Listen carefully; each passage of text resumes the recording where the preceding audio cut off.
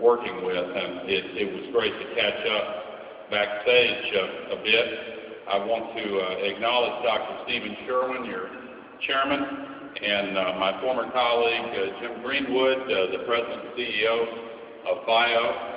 I want to acknowledge also with respect Governor Martin O'Malley of Maryland, who is here, and one of my close personal friends also, and a fellow Apple board member, Art Levinson, who was one of the greatest entrepreneurs in the history of biotechnology at Genentech, and we have a chance to work together on a regular basis now, and it was great to see Art here. David and I worked together in the White House, and I am now a recovering politician. I often introduce myself by saying I'm Al Gore. I used to be the next president of the United States of America. I don't think that's funny, by the way. You know, just a brief story to illustrate the emotional whiplash of that experience in 2000. Not long after I left my job in the White House, my wife Tipper and I were driving from our home in Nashville, recently flooded. We were certainly holding our neighbors and friends in that community in our thoughts and prayers. But we were driving from our home in Nashville to a small farm we have 50 miles to the east, and we were driving ourselves. I know that sounds like a little thing to most of you, but I looked in the rearview mirror and all of a sudden it just hit me. There was no motorcade back there. You may have heard of phantom limb pain. This was a rented Ford Taurus, and it was dinner time, so we got off the interstate to look for a place to eat in Lebanon, Tennessee, and we found a Shoney's restaurant, low-cost family restaurant chain, and we walked in, sat down in the booth, and the waitress came over and made a big motion over Tipper, and then she took our order and went to the couple in the booth sitting next to us, and she lowered her voice so much I had to really strain to hear what she was saying. She said, "Yes, that's former Vice President Al Gore and his wife Tipper." And the man said, "He's come down a long way, hasn't he?" So it was an epiphany. But continuing a true story, the very next day I flew to Africa, to Nigeria, to give a speech on energy policy in the city of Lagos. And I began my speech by telling that story for the very first time. It just happened the day before. And I told it in terms almost identical to the ones I just used here. Shoney's, low-cost family restaurant chain, Tipper and I driving ourselves, and what the man said. And they laughed, and I went on, gave my speech, then went back out to the airport to catch a plane back to the U.S.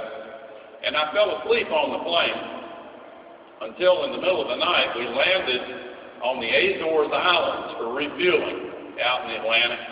And I walked out onto the platform to get some fresh air. And to my surprise, a young man waving a piece of paper was running toward the airplane yelling, "Call Washington! Call Washington!"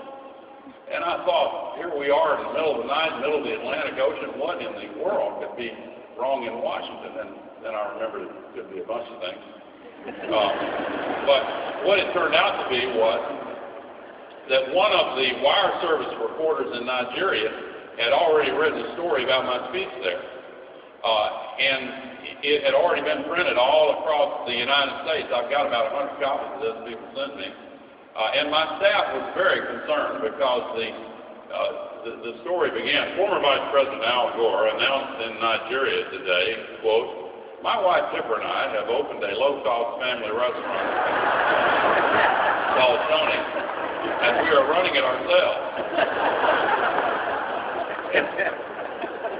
I'm not making this up. And before I could get back to the U.S., the late-night television comedians, Jay Leno and David Letterman, and sometimes not very funny, had just had a field day with this.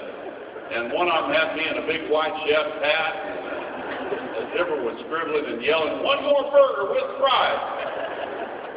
3 days later, I got a nice long handwritten letter from my friend and former partner who was with you yesterday, Bill Clinton, and he said, "Congratulations on the new restaurant, Al." We like to celebrate each other's success. Anyway, it is such a great pleasure to be with you here today, with people who share a common interest in improving the health and well-being of humankind. And you know, I had a chance to speak with a few of you earlier, and I know many members, many people who come to this gathering, and I can just feel the excitement and good feeling that so many of you have, because you are able to work productively in fields that allow you to do well and do good at the same time, and give you the feeling that you really are making the world a better place. And what a wonderful thing that is. You must also feel a sense of great excitement about all of the tremendous advances that are going on in the related fields that are gathered here, and the